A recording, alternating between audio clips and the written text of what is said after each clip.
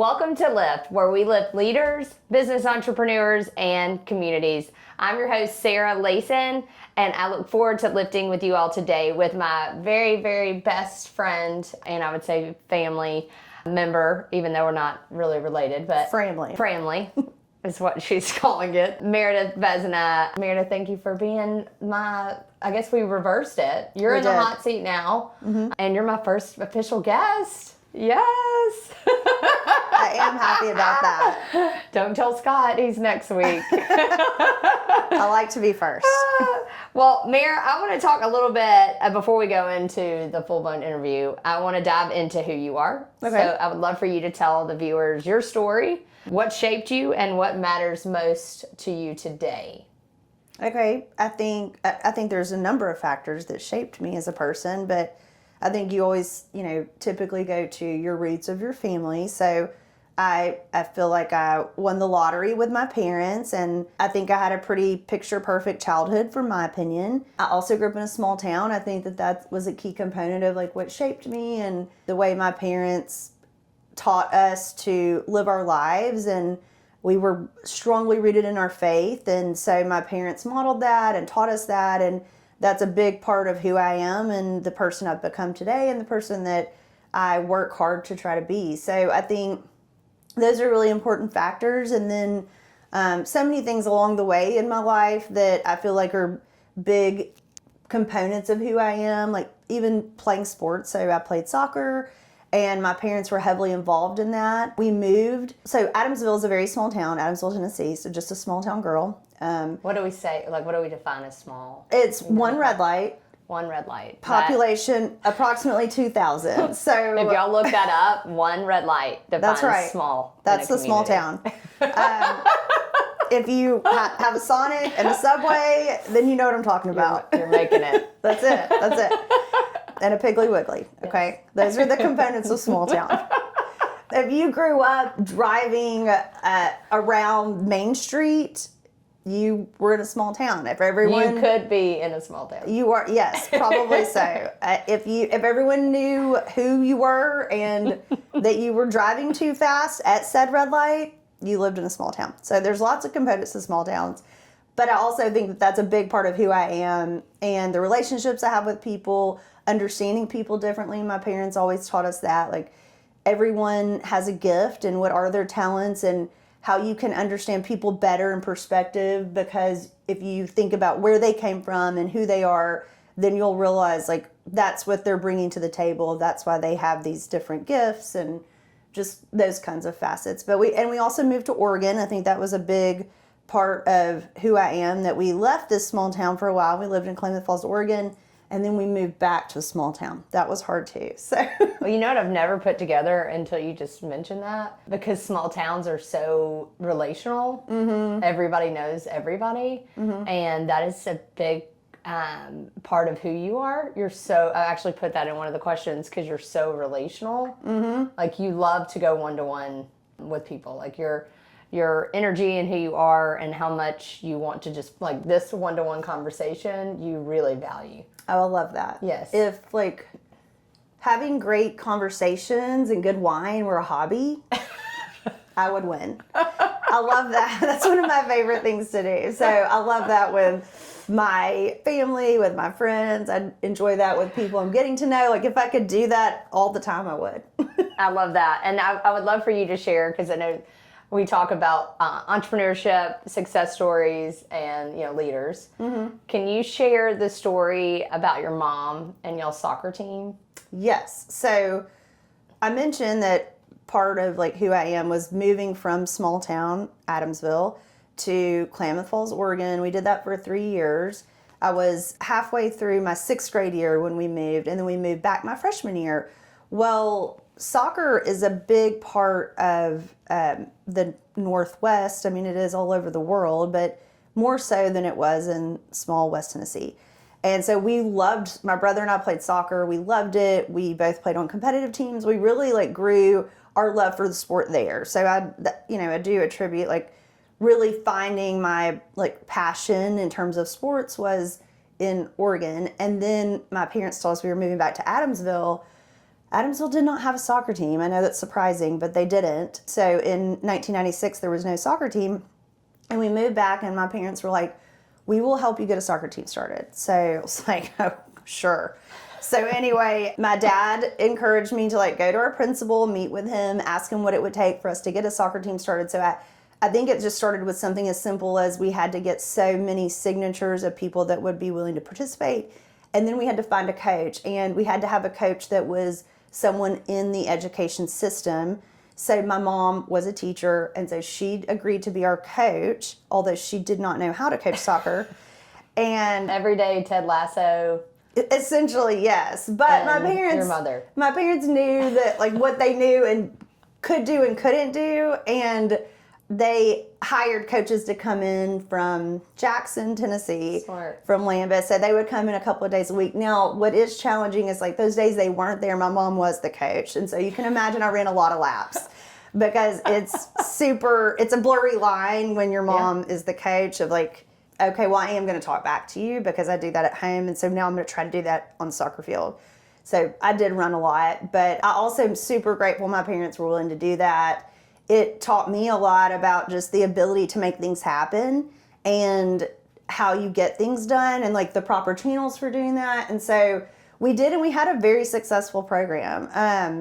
And that they continue to still have a soccer team today. So I think that that's a really cool component of, I mean, my parents laid sod on the soccer field with like our friends and family. Like we all did it together to get the soccer. So you all built the program together. Yeah, we did. And it was, I mean, I'm really proud that it's still continued on, and kids in that area get to, and experience soccer because our family came in, and that was really important to me. And so my parents made that happen. So I love that. And I played soccer in college. So I know you said some things you learned from that, but I'm just curious, your mom being a woman, and she's a principal of a school. Was she at the time? No. She's not a principal anymore. Okay. Now she's like a reading specialist coach. But she's had a lot of leadership roles. Oh yeah, both my parents have. So what did that look like for you to just see your mom just step up and say, I'll coach?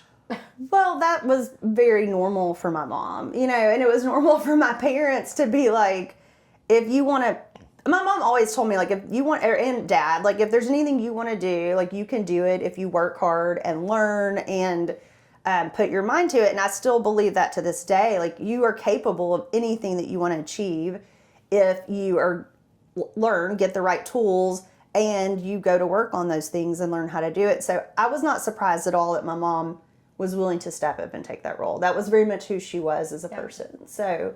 And she is an incredible human who is obviously raised an incredible woman. So let's talk. I want to talk a little bit about your dad. Yeah. Because your dad's held several leadership roles. So can you tell and share that story and some of the lessons you've learned from him?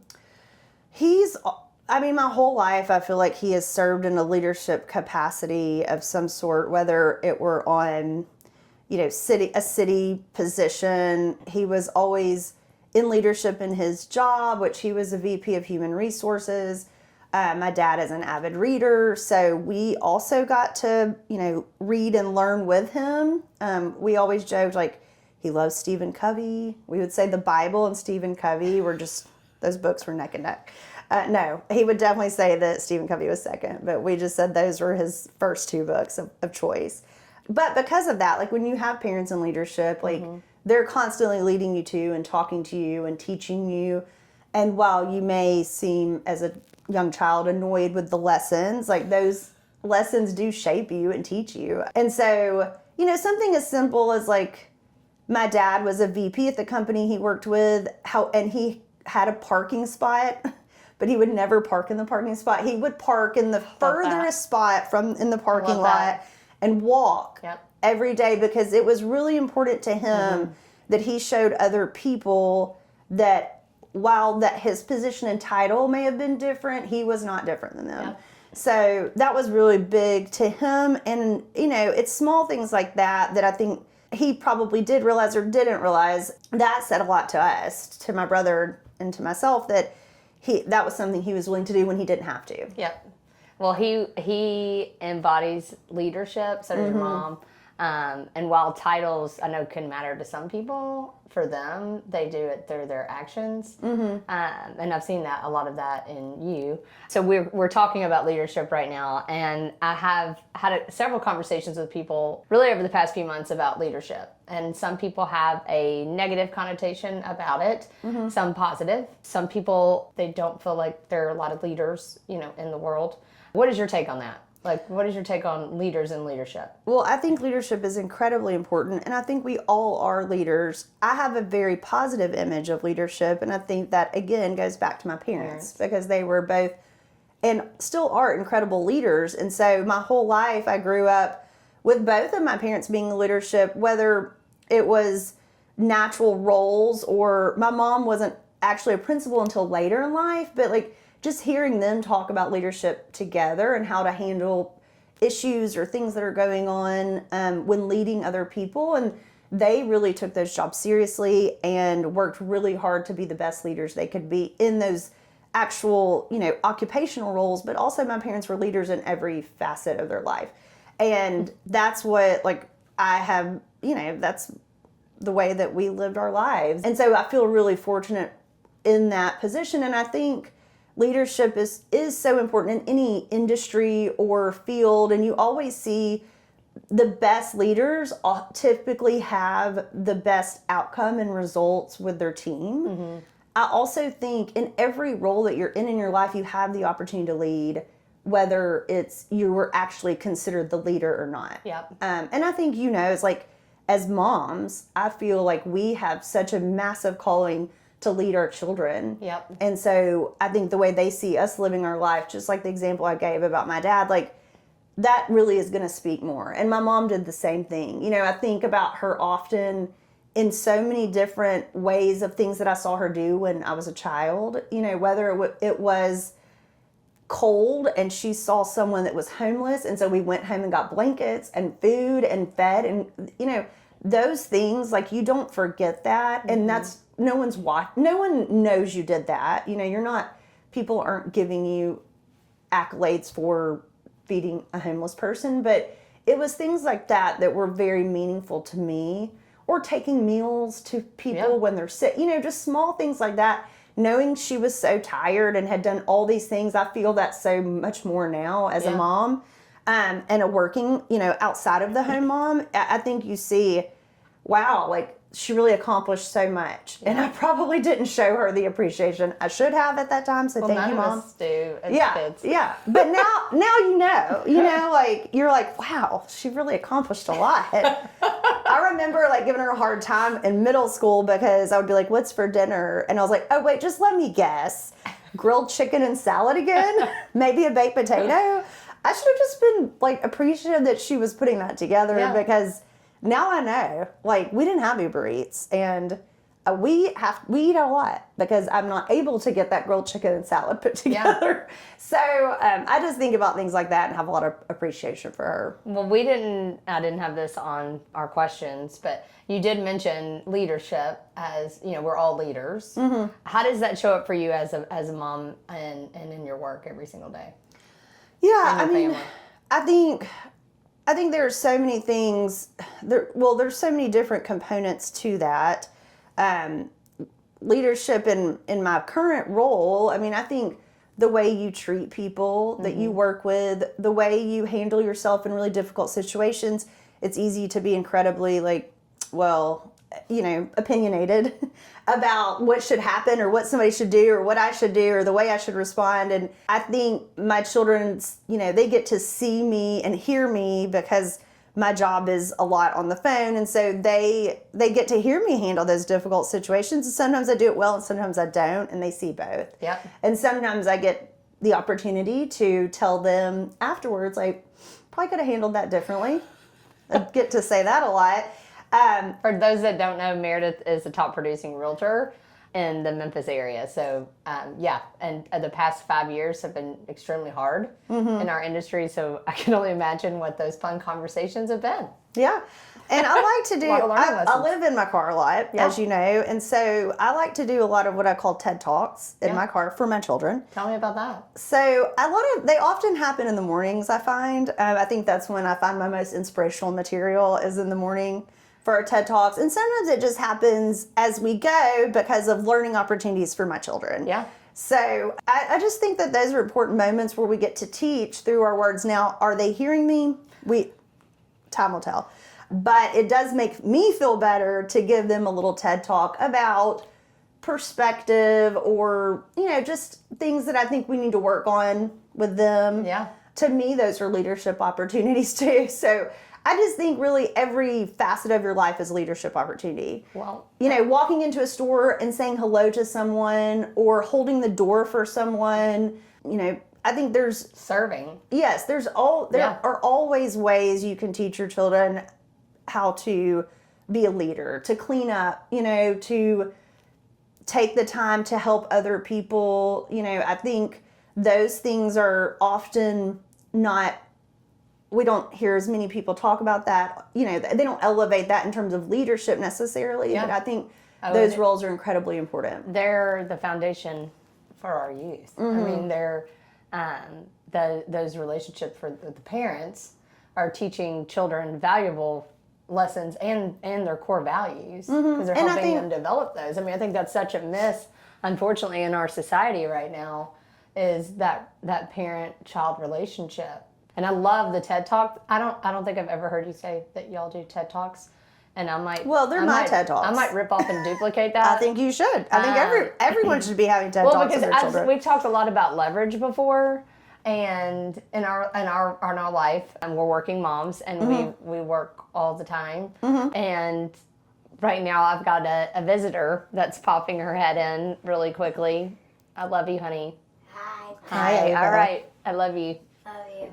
Okay, so I love the TED Talk idea. I have never heard you say that. And you know what I really love about it? Because we talk a lot about where business leaders, top sales professionals, business women entrepreneurs, we're wearing a lot.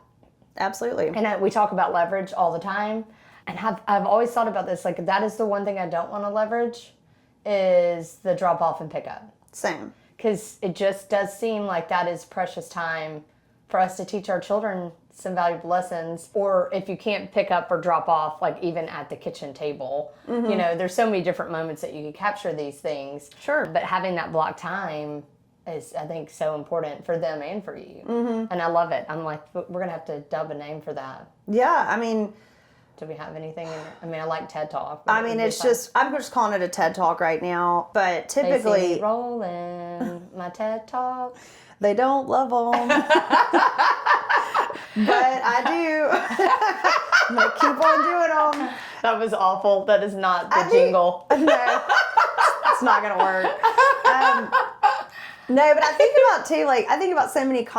We were in the car a lot, I think probably because we were in a small town and my mom has an identical twin sister that was in Memphis. And so we drove to Memphis a lot. And I think about a lot of the conversations I had in the car with my mom and like that time we spent together and just like family trips. I think you think about a lot of car time. And so to me, like I block that every day. I want to pick my kids up as much as possible. I always want to take them to school. Like, those times to me are very valuable. And some days those rides are smoother. Yeah. And there's no TED Talks and it's just enjoyable. And then some days they're harder. So I think we get a combination of both. I think that's real life. So anyway, and I was gonna tell you too, like I think at the heart of leadership is service. And so I want my children to be servant leaders in whatever capacity of life that they're living. I think that's a faith-based trait as well as just the kind of, I think if we're always serving others, then we're not thinking about ourselves. And I think that's the greatest form of leadership. Jesus always served others, and I want us to continue to do that too in our lives. One of the places I worked for, Christian Brothers University, on their wall, it said lead to serve. And I was just like, I love this place and what they stood for and that. I mean, just to me, it's just so simple. And what you just said too really hit me. When you're opening a door, when you're being kind. And sometimes we don't want to be kind because we're in a bad mood. Right. And we choose kindness anyways. Or just saying hi to somebody and going out of our way goes a long way. And that is leadership. It is. And choosing, my parents always told me you can choose your happiness too. Yeah. And so I think about that a lot. My parents were always just like generally positive, happy people. And not to say like in all, across the board, but for the most part, like that was just kind of the way our family was. And so I think that's really important too. Like you get to choose to be happy. My mom always told me like you don't know how like saying hello to someone or knowing their name, how that can also really positively affect another person. Just to take the time to know them and greet them and say hello to them. And she taught me that as a young person. And I try to tell my kids that too. Like, you don't know how a brief exchange can really positively influence and change the outcome of a day for someone else. And so I think if we all live our life with that mindset, I think our leadership capacity, it only lifts everyone up truly. Because it really, you see them for who they are. I mean, you know their name, you understand who they are, and then it allows the walls to come down, right? And you don't have misconceptions because you know who they are at their core. And that is honestly my hope for this podcast. I want people to see leaders, and I believe everybody is a leader, for who they are so that we can have a better understanding of each other. And I mean all types of people, all walks of life. I just think I think that's spot on. I love that. All right, let's go. I want to talk a little bit about, we went through a lot of this, but your success and your journey in success. I know people see your accolades on social media. You get a lot of awards. You're consistently a top producer.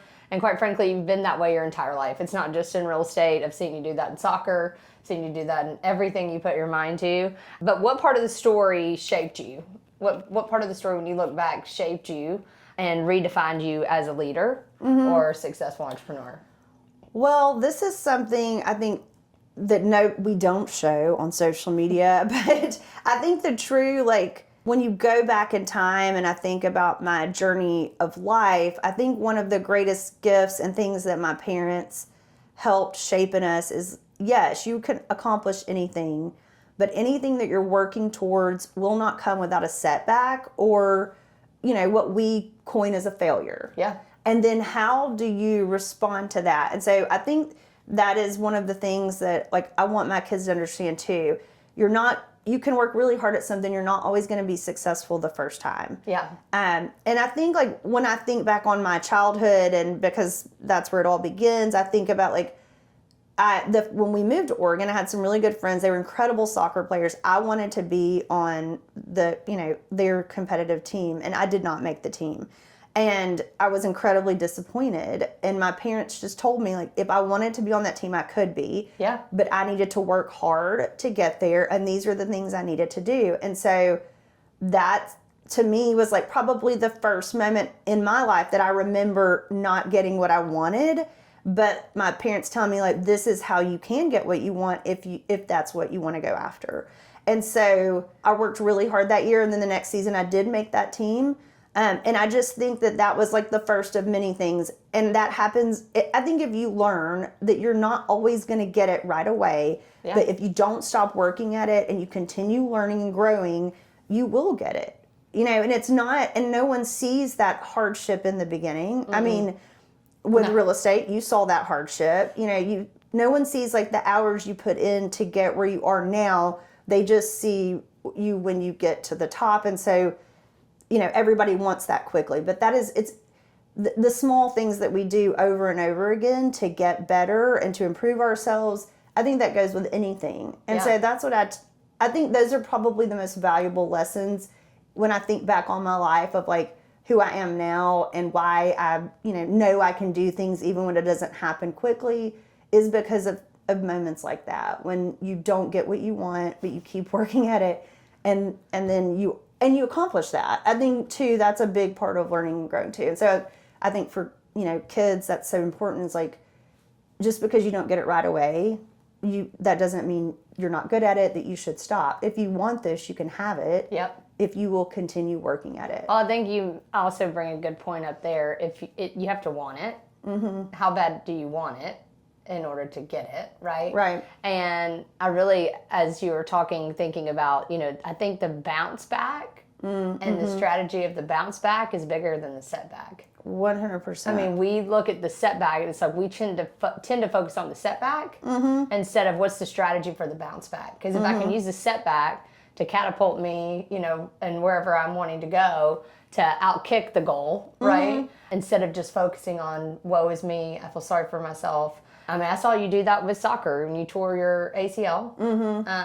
That was hard. That was really hard because that was a redefining moment for you in your life. That's when you met right when you met your husband, and it was just that was a turning point. Right. But you could have easily focused on that instead of where you were recreating where you're going. So I absolutely love that. What does success mean to you now versus when you first started?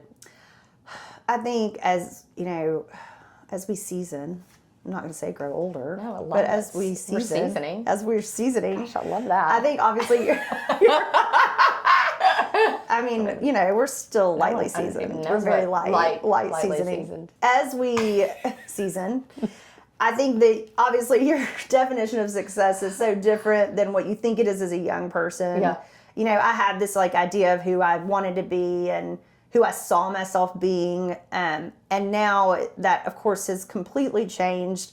Yes, I think we all need money. And so I think we have these ideas. I think the world gives this idea to success and what success looks like. And a lot of it is all, physical things. And that's how success is monitored is by what you have and what you can afford. And I think we all know at the end of the day, that does not determine a successful life. Yeah. And so I think that, if I showing others Jesus by the way that I live my life and through my faith, and that if I am being a good spouse and giving my best effort as a mom and a daughter and a sister and a friend, that to me is a greater level of success. Yeah. And so when I go to meet my Heavenly Father, no one's going to care how many houses I sold. Yeah. And while that is important to me, and I do want to sell a lot of houses. It's very important to you because you're super competitive. I am, and I do love that. And I do want that. I also know at the end of the day, that is not what is going to, that's not what's going to bring me value or deeper joy, is to have, at the end of my life, say but guys, I sold, so many houses. Well, what's most valuable in success is time. The time you choose to spend with all of those people that you are, that you care about, and the time you give to God and Jesus, and that time, that defines success. And we as a society define it in other ways. And to me, that's like an advertisement for success, but that's not the true mark of success. No, I mean, my relationships are really probably what I value the very most, and I wish I could spend time with. There's so many people in my life I would like to spend more time with, and also because they have children and they're running 100 miles an hour. We don't often get those times, but when I do, I want those people to know that I love them just as much as I did 5 years ago. And those are the dearest friends, the ones that you don't always get to see as often, but when you do get to spend time together, that it's just the same as it was. Anyway, so that to me is my relationships, I think, are the most important thing in my life. How do you balance that, being as successful as you are? I think first of all, you need a good friend like Sarah who will plan. You need a planner. Everyone needs a planner. And so if you have a planner. We're on time. We got to move forward. Yes. So if you've got a planner in your life, that will help you be successful with relationships too. And your meals at home. And your meals, all of those things. So it's really good that you have a cruise director in your life. So identify who that friend is now, and then stick with them. And then be the person like me who's willing to show up and just be happy to be wherever we are. I mean, I think you jokingly said at Christmas time, we've seen every group of our friends except for this one group we've got to get together with. And truly, like, And we did it. we did it. And we were tired, but our cups were full because we enjoyed so much valuable time with so many different people. So I think making time when you can, and also knowing like sometimes you can't make it happen. Yeah. And I think both things are okay. And I think sometimes it's just a text message or a phone call, or, you know, if you have dear friends that love social media and you see their post and you can just directly communicate with them that way. I think just as much communication as you're able to do within reason, I think that's what you have to do. Well, and I think purposeful, like, relational time, you know, when we're purposeful about the time, even if we're only seeing that person or that group of people once a year. Right. If we're protective of that time and truly shut everything else off, that could be the richest time, you know? Oh, yeah. Speaking of poor planning, the light went out. So when you're bootstrapping a podcast, everybody, sometimes you have some things that happen. Okay, I noticed that. I was aware of that. I was trying to act like I didn't, but I didn't know, what light it was. So We're gonna keep moving. Okay, I like that. And this is what happens when you're starting a podcast and you fail forward. That's and right. We look forward to bouncing back. That's right. And the next setback. time, she's going to learn from this. Yes. And the next time that light won't go out on Scott's pod. Look forward to that episode. On all Scott's lighting. pod episode coming up next. All right, what's something you carried silently while still showing up publicly? I'm leaning in on this one. I know, that's good. I don't know that I carry it silently, though. But I think some things you do kind of keep close to your vest. Oh, well, I was going to just say, I think sometimes this expectation for women of feeling like we need to be like, everything is really challenging. Yeah. And I don't know that I'm carrying that silently because I do talk with you about it. But sometimes I do think you go through life and you're just, okay, this is what's I need to do all these things. And I think that it's not just expected, but we want to do them. Yeah, we do. You know, like, I want to be part of all of those things. And so I think that there is... You're right, it is our choice. We choose to do both. And I think those things are important to us. Yeah. So I think we want to do both.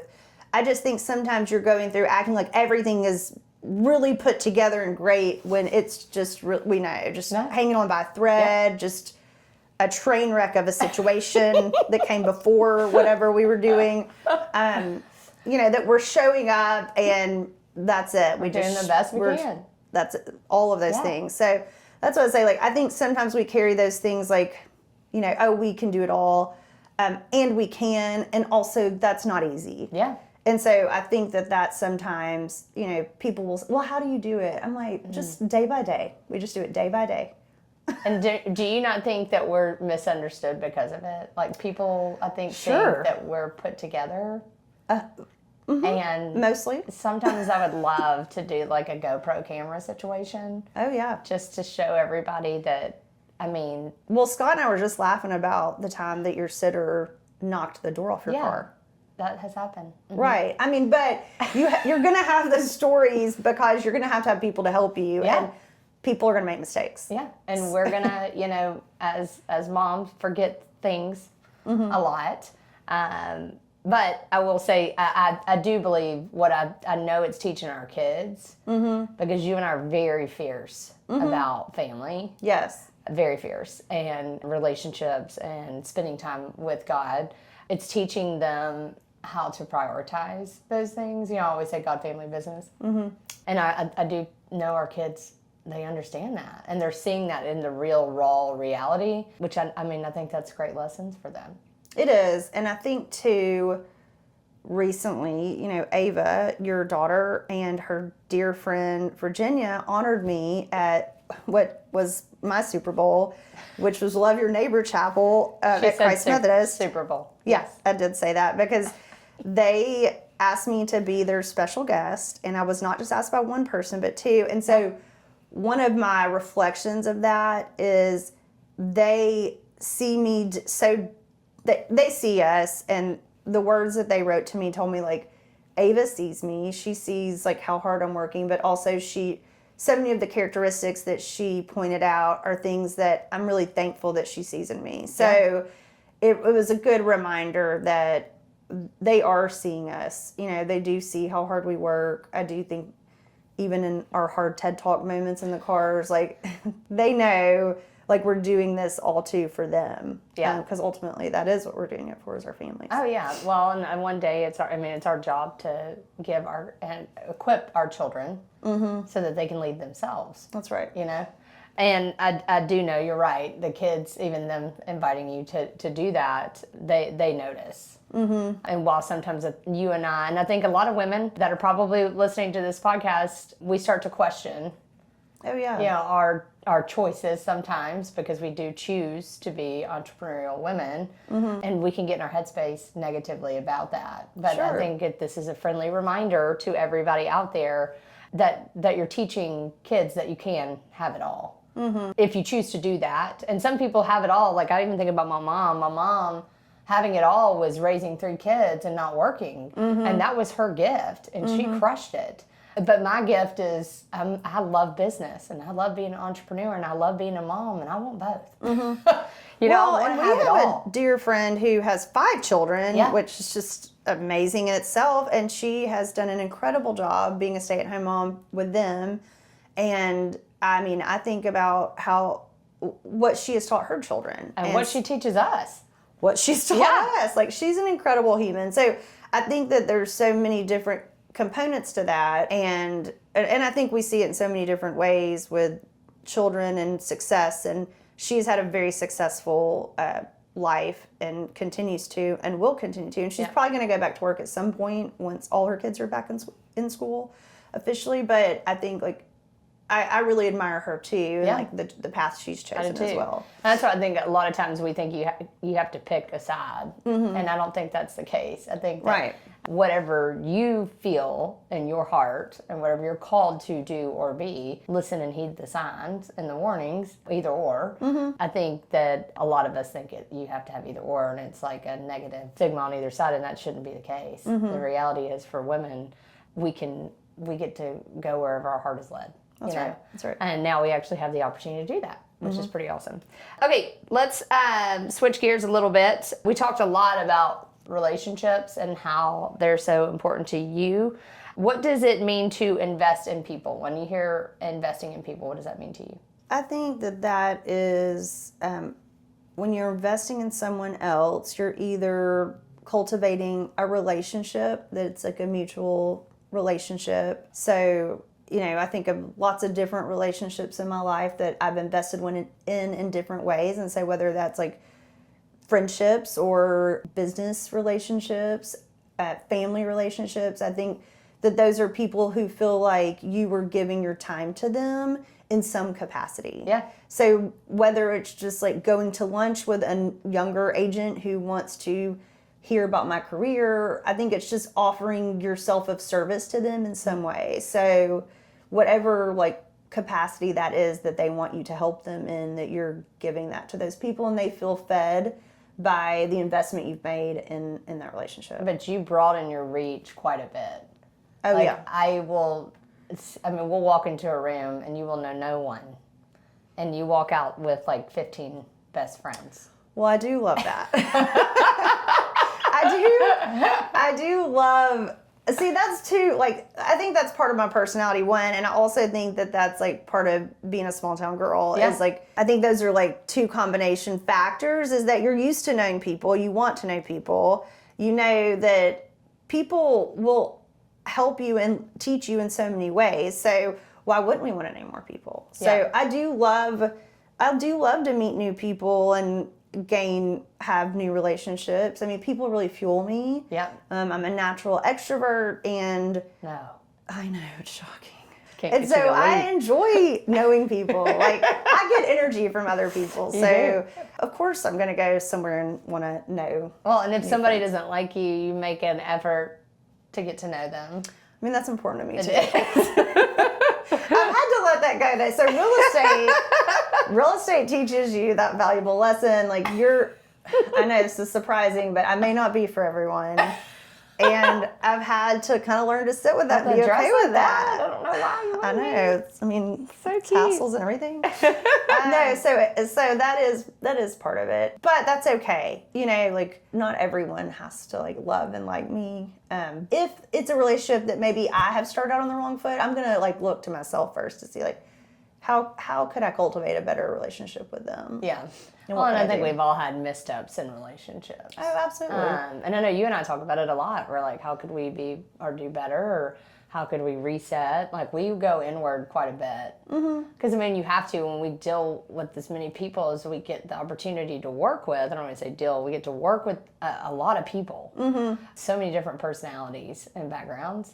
Yeah, I mean, I think you and I look inward quite a bit. Like, what could we do better? Yeah. How could we be a better communicator? So I love that about you because, I mean, I will, when we are together, and I joke, even on a run with you, I feel like you're running for a mayoral race while I'm trying to, like, PR. I'm trying to get it We done. have had some of those moments together. And you are doing this, and I'm like, we've got to get this time. Right. But I feel like we could do both. Which I do think has been what you and I's relationship, where we're like a perfect fit in business and in life, because I am so structured and you make me fun.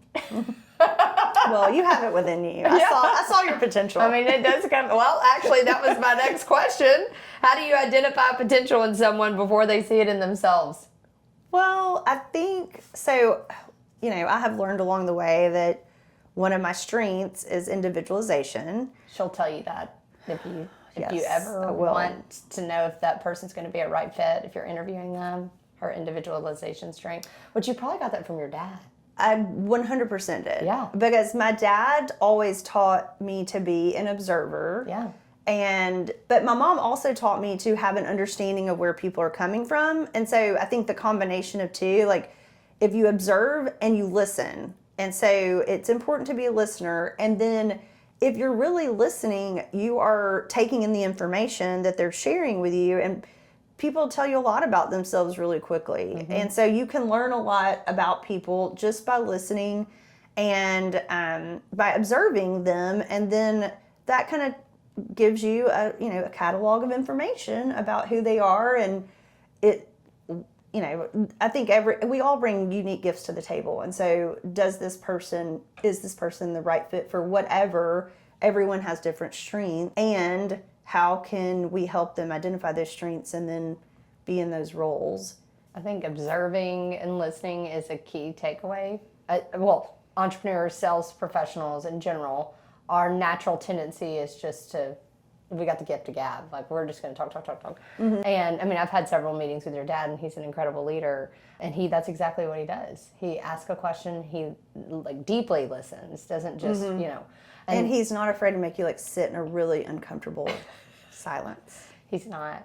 He's really comfortable. He's really comfortable with that. That's where I fail as Most of a us sales do. professional and a Yeah. leader, because I like to squirm out of uncomfortable conversations. But the reality is, when you observe and listen, you get to the root, the heart and the soul, and you really get to understand what is going on with the person. And yeah, you do that very well. Thank you. Did I answer the question though? Yeah. That's also something my dad taught me. Answer the question. Yep, I think you did. Okay, great. If not, I'm sure the viewership will let me know. Okay, perfect. That I just derailed it. As long as you're good. It's your pod. All right, I want to talk about faith, because that's a lot of focus on this podcast, and it's to me, it is the most important thing to be rooted in, to keep in alignment, right? So you and I hold each other accountable quite a bit. How has faith shaped how you make decisions, and how has faith played out in your journey as a successful entrepreneur? Well, I think faith is the foundation. So I think that if you're rooted in your faith, and that is your belief system, then that is what's going to help you determine like all the decisions and choices you make, and also ask for the grace and forgiveness when you don't make good decisions, because we're not perfect. And so we often do make, what we think to be the right decision, maybe not the decision that our Heavenly Father would have chosen for us. But I do think that when you come at things from faith and grace, then you can offer those things to other people in your life, and so in major decisions and in just daily blessings, I think that when you're showing that gratitude and grace, I think other people see that too. And I think we think the greatest thing, like Jesus was love, and so when we're showing love to others, I think that is something people feel, and they know.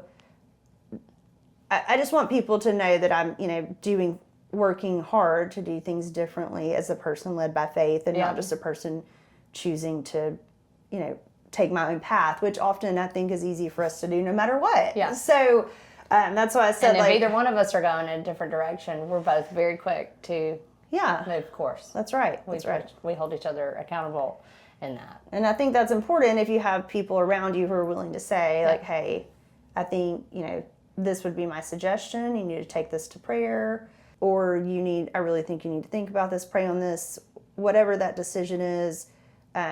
I think that continues to help you grow in your faith too. And so, as I said, like my parents, my family rooted us in faith, and you continue to grow and evolve with your spiritual relationship over your lifetime. And, I'm seeing that now as I'm teaching our children those things. So. And we talk about this a lot, but I think it's important to note your friend circle needs to not only be your biggest cheerleader, they need to be your highest level of accountability. Because the whole point of developing an entire self is not to have somebody that just says, Meredith, you're great all the time, right? I do think having people in your circle that will challenge you along with cheer you on is critical to your success. Because it's so easy for all of us to get out of alignment. And I honestly think that sometimes, and I'll just say it, for me, faith is the foundation, but it should be the foundation every day. And sometimes I don't make it the foundation every day. I have to rewrite the script the next day. I'm like, well, I didn't do that. So I need to make sure that I have to place a lot of focus on that, because the world, I don't think, wants you to exude love and joy and faith. And so I just think we have to be reminded of that. I think we all do. Every single day. Yeah. Almost like every hour. Because I'm like, I'm not being a faith-driven person today. I'm in a bad mood. I just think that's something that you and I have done a really good job with in our friendship. And I'm so grateful for that. Oh, I am too. And you brought this up, but I think that's one of the biggest things. Like, people who really love you and care about you are going to tell you things you don't want to hear sometimes. And it's not easy. No. And our initial reaction is to be defensive. Yeah. And we all do it, like, right away. Like, my initial response is probably going to be defensive.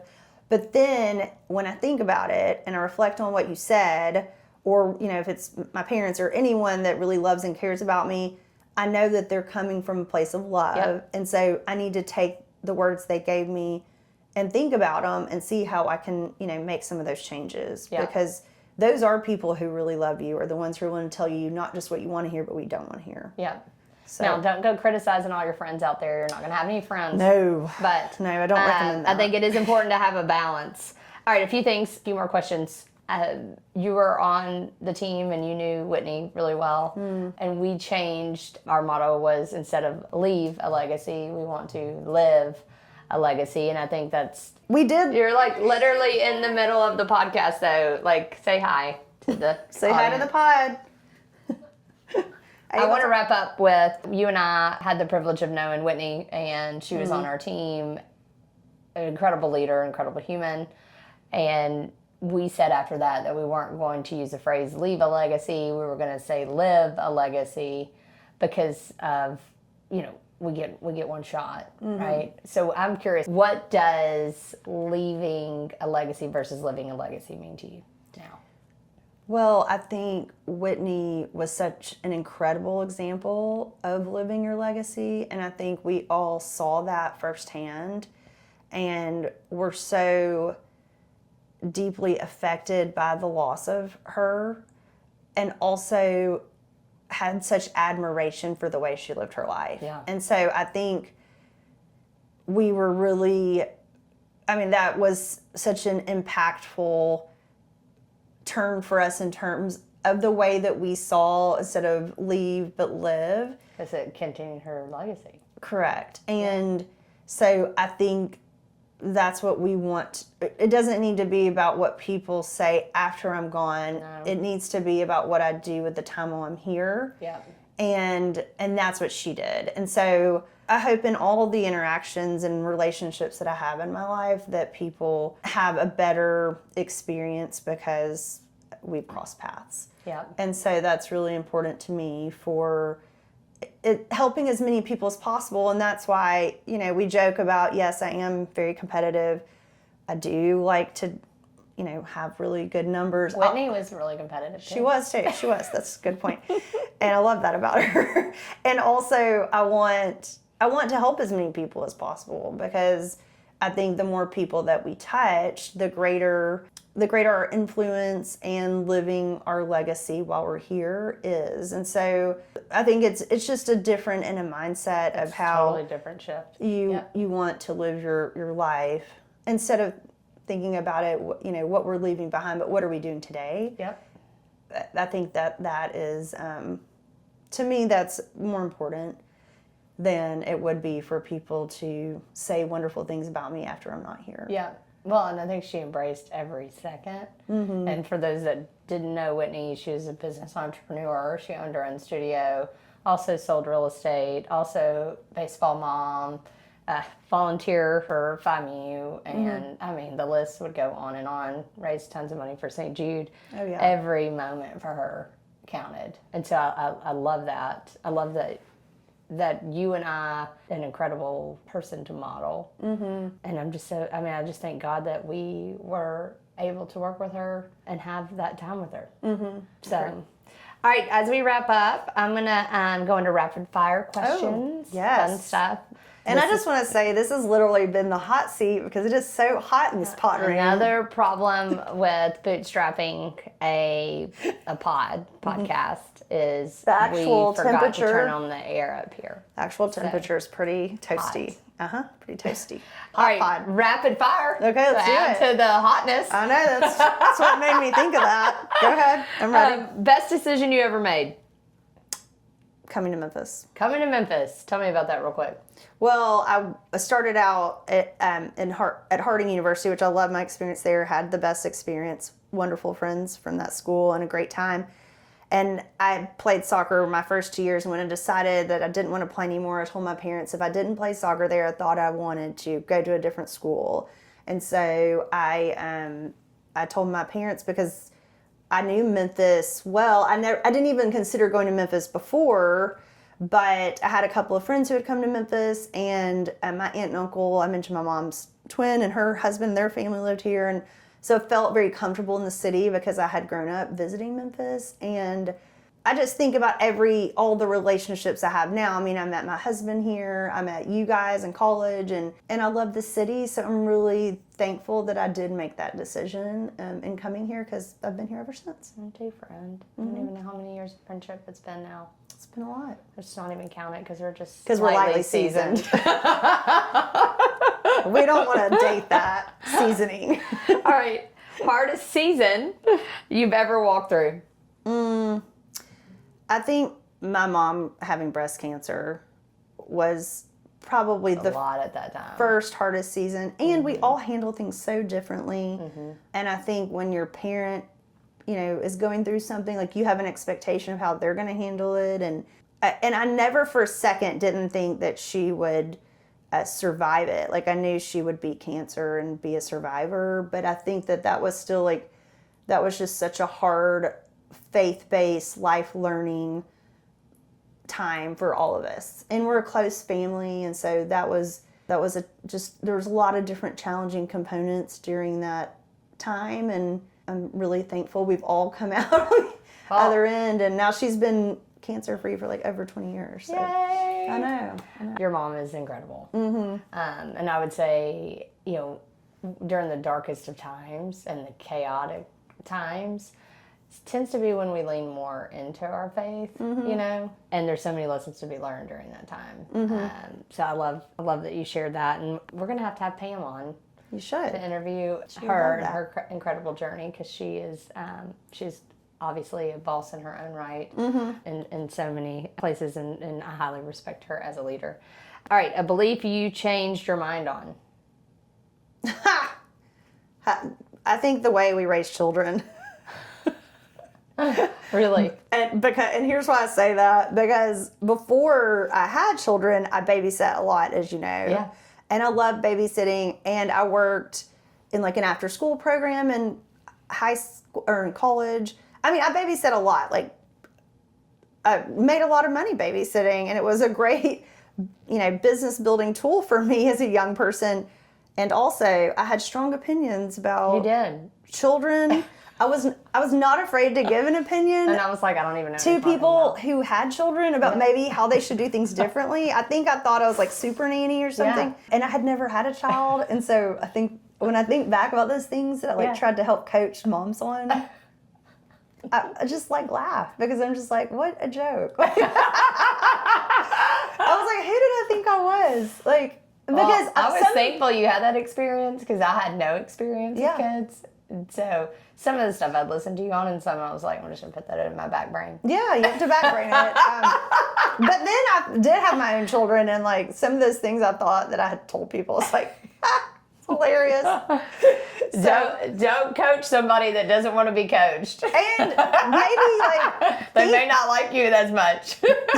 Also, maybe get a little self-perspective that you haven't walked that walk yet. Yeah. So maybe like hold that judgment and information a little bit closer to the chest.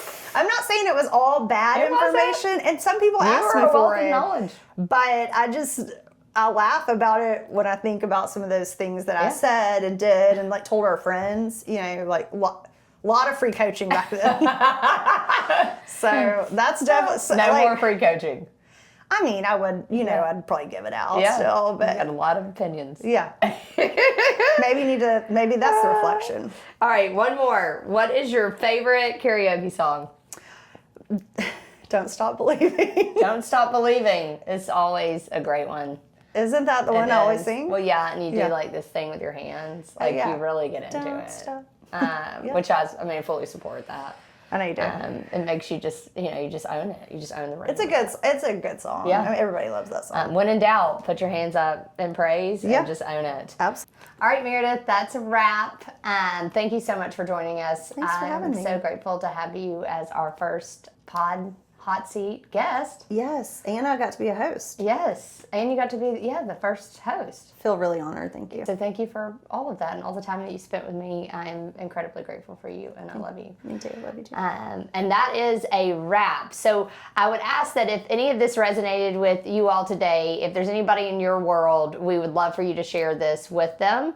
And also going to give a shameless plug to hit the subscribe button to continue your Lyft journey. I hope you all are having a fabulous week. Until next time, I'm your host, Sarah Layson. Step up, serve well, friends.